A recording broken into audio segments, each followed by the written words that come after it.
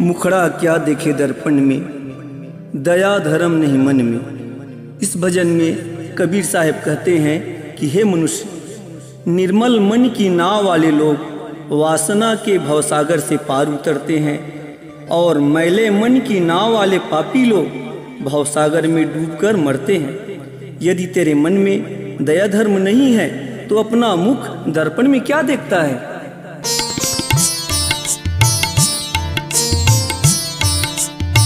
मुखड़ा क्या देखे दर्पण में, मुखड़ा क्या देखे दर्पण में।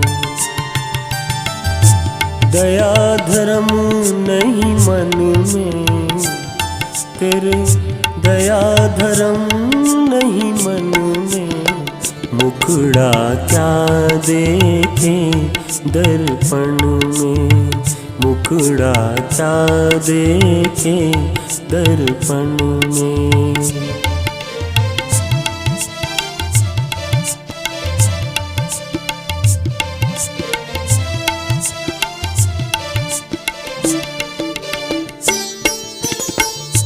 गहरी नदिया नाव पुरानी, उतरन चाहे पल में। गहरी नदिया नाव पुरानी, उतरन चाहे पल में।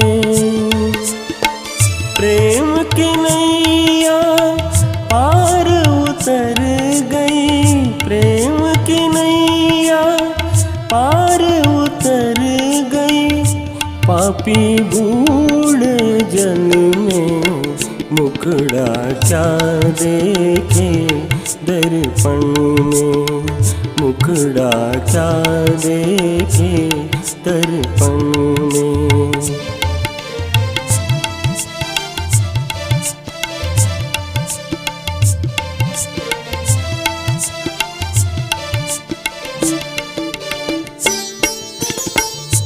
आम की डार कोयलिया बोले, सुगना बोले बन में। आम की डार कोयलिया बोले, सुगना बोले बन में। घर वाले घर ही में राजी, घर वाले घर ही में राजी।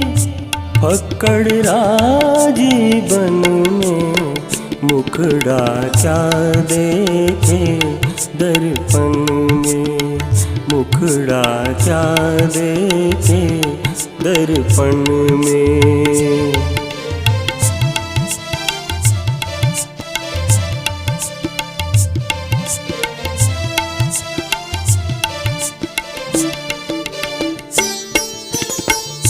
सुंदर तिरिया बीरा लावे, सेवा चाहे अंग में।